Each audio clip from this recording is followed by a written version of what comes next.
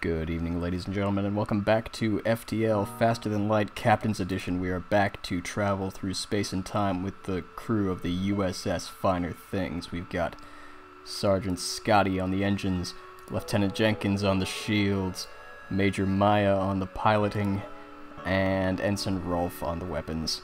He'll get there someday. He'll get there. And before we continue, I was speaking with the crew in the ready room, which is right here, by the way. It's close to the bridge, and it's away from any immediate dangers such as that. I don't know why I did that. It was to prove a point. That's why I did it.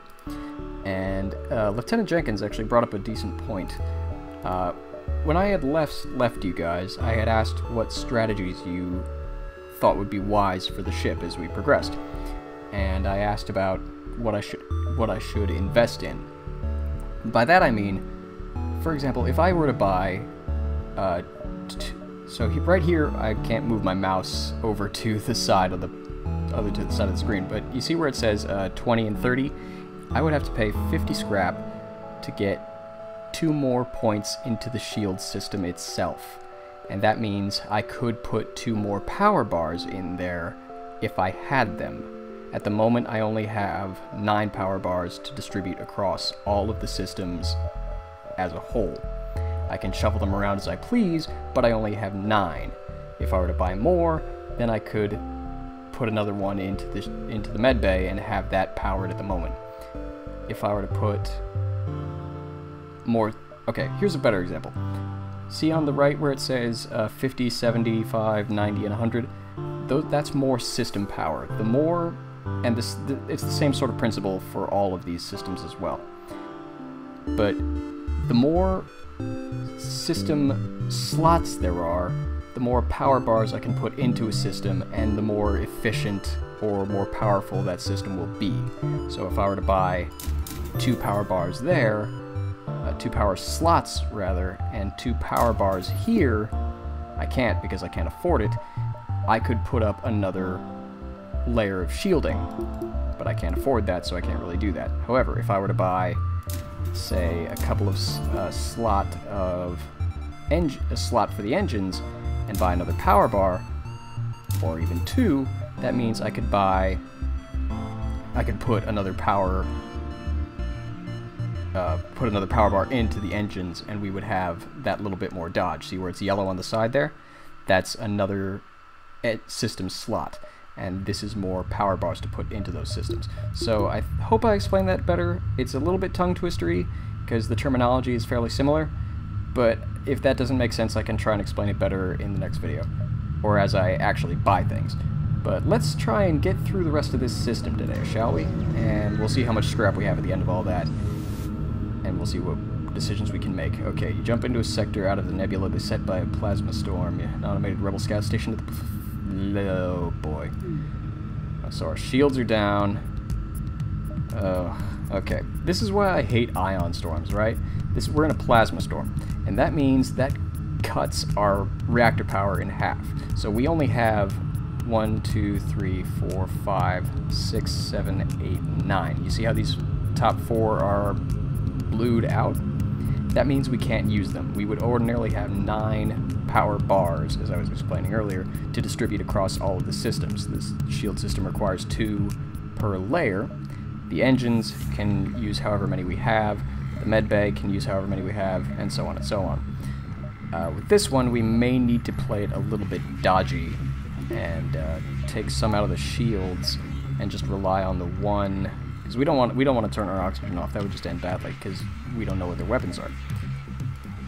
But if we were to have more power, bars, then we could distribute them across the systems. And the more system slots we have, the more power we can use to make those systems more efficient. Okay, so that's enough of that, and let's get to killing this robot, drone thing, whatever it is. At least our shields are up, and that is the most important thing at this point, because that's a beam weapon, which, if we didn't have our shields, it could just slice right through us, quite literally. Fortunately, I have auto fire on. That's a beam weapon, and it can't cut through shields. It just can't. It doesn't do sufficient damage. So we'll just knock this guy out of the sky nice and easy. We'll rearrange the... We don't even need auto fire on, really. We could just target the driver's seat, knock that out, and knock out their engines, and just, you know, take this one easy. Or we could jump away if we wanted to, but then we wouldn't get any benefit from this. So let's just blow this guy up, and, weapon's coming back online, but again, it's irrelevant because this is a beam weapon, and it can't penetrate shields. So let's just knock it out anyway, so that they don't get any ideas. Knock down their shields, because, haha, your shields are puny in comparison to my crystal lock weaponry. Also, there's different kinds of damage, but I might explain that better. If you want me to explain that, I can.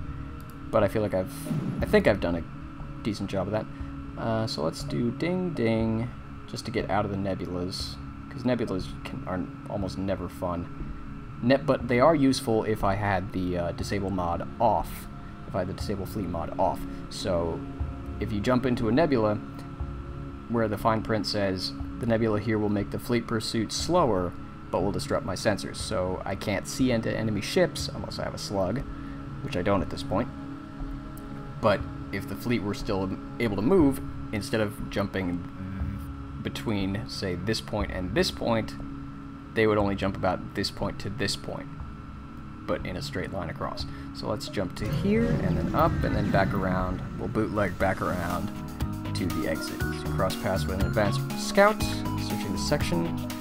Oh no. Oh no. See this here? Oh no. Okay, see, this thing right here is a bad thing. This is what we call mind control. As you can see right there. They've taken control of Jenkins. We need to knock that thing out immediately. And I mean immediately. So let's get the weapons targeted onto the mind control so that Jenkins doesn't blow our shields up from the inside. Ugh. Ugh. There are ways of avoiding this, but I don't have those. This is because, oh no, no, no, bad. No, no, no, no, no, no, no, no.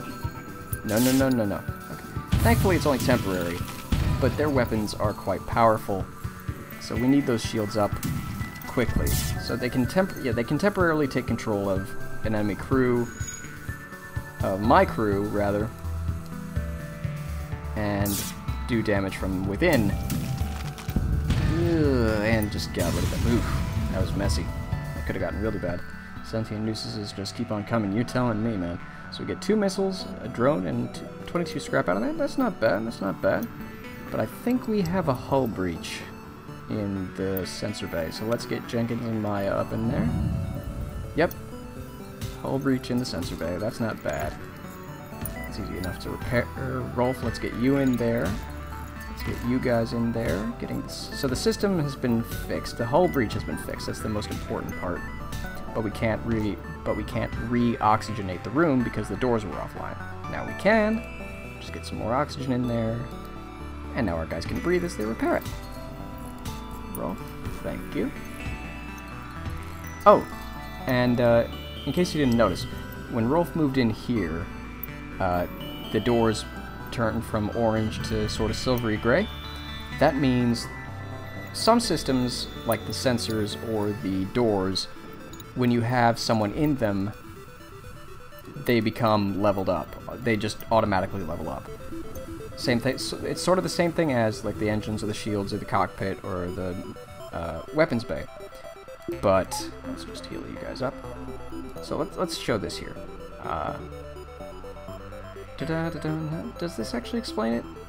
No, I guess it really doesn't. But see how these don't require power.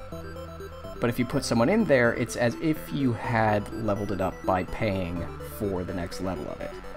So this would have blast doors, which are the gray doors that you see when I do this. So that makes the doors a little bit more powerful. So it's as if I had paid for that upgrade. So that's why I like to have as full a crew as possible. That way I can, did I not save the crew? What? Oh, that's just stupid. Oh, why are you doing this, crew? What are you doing? No, get back to where you belong. And then hit the save crew button. when they're where they're supposed to be. Come on. Come on. Okay. Save crew to their positions. So, if I were to scatter them, so bring them all into the what I'm calling the ready room, and I hit the return crew button, they all go back where they're supposed to go. So there's the exit here, there's a couple of distress signals here. Now distress signals, I don't remember if we've discussed, but distress signals can usually get good results for you.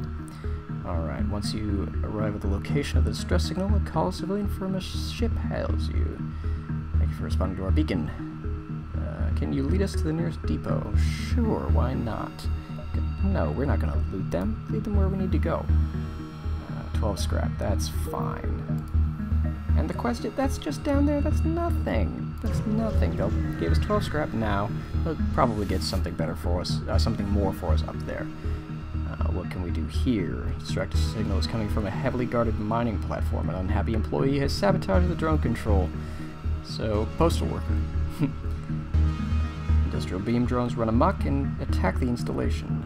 Stations hold, but the mining company can't manage to regain control of the drones. Since we have missiles to spare and we don't have a missile weapon to use them with, let's try and do this. Attempt to detonate some munitions to destroy the drones. Jettison some explosives. Not all ammunition. That didn't work at all.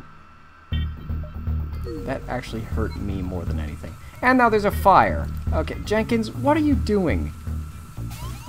Come on, Jenkins. First you get mind controlled, then you set the shields bay on fire. Come on. Ugh. Seriously. This is what is this, amateur hour? Come on. I expected better from you, Lieutenant. Sorry, Lieutenant, since he's Welsh. It's the same thing, but they call it different because they're weird. Let's get you guys healed up because there was a fire. It's not your fault, I'm giving you a hard time. Actually, it would help if we had the med bay on. So yeah, we only have the 9 power bars to distribute across however many weapon slots. So there's 4 weapon slots here, which means I can only power up these 2 weapons, which require 3 and 1 respectively. And the engine system has 2, shield system has 2, and so on. Let's move further down to the quest. See what we can get out of this. 5 hull points repaired. Thank you! That's nice of you, and we found a store. Very lovely, lovely, lovely. Let's just get ourselves fully patched up. It's cheap. We can afford that.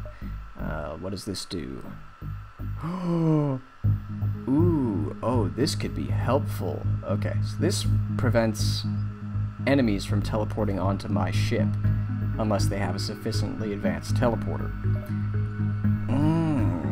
That's really, really tempting. But it's expensive. FTL recharge booster, that just means we power up faster. I don't usually run from fights, so that's not that big of a thing. What is this? What? All crew inside a room during a hacking pulse will be stunned for the duration. So does that mean if I have a hacking weapon? So if I have the hacking system, which is a different system entirely, sort of acts like the mind control on systems of a ship. You can just repeatedly shut a system off. I don't think I need that, and I don't need to. I can sell this drone because we don't have drone controls, and that's just not very helpful to me right now. We don't need much. We don't need any more fuel. We don't need any missiles because we don't have a missile weapon. We don't need any drones because we don't have a drone weapon. What does this look like? Very fast anti-personnel weapon. 4.5 seconds. Wow. That's... I'll keep that in mind. Since I have the mod off, might be able to hop back here later. Charges 2 time, baby. I don't think we need any more weapons at the time because we can't even power all the ones we have at the moment. So investing in more would be a little bit ridiculous. Let's go to this store, see if they have anything different. They usually do. And no, we don't need to buy anything else. Ion flak weapon. Ugh. Interesting idea. Sort of acts like the flak weapon we saw last time, which just fires a scatter shot across a whole ship. But with ion damage, that's actually a really interesting twist. Phase ions, which means it just goes through the shields automatically and then does ion damage and temporarily shuts down a system. What does this do? High-tech cloak missile launcher that scrambles the targeting system of enemy defense drones. That doesn't even make sense. I just don't understand that, so I won't bother. But we do have the option of hiring crew. I don't want to hire anybody because I feel like we'll find someone as we travel. If we don't find anybody in this sector, I'll hire somebody in the next jump. And sometimes you can actually find crew that are already leveled up. So you see where it says crew skills on the right there. I should do it here because it's a little bit closer. Where it says crew skills on the right, as my crew has been leveling up, has been facing more and more combat, they level up where it says evasion. That's for Maya in the cockpit. Jenkins levels up on the shields and so on. I think we've discussed this before. But you can, when you're at a store, you can sometimes hire crew that are already at a given level, which is interesting. It can be quite helpful if you find them at the right place at the right time. You stumble across the remnants of a recent battle. One ship nearby looks like it could still have valuable resources. Attempt to salvage what we can from the debris. Wreckage must have been rigged with traps, and we got 3 damage to the hull.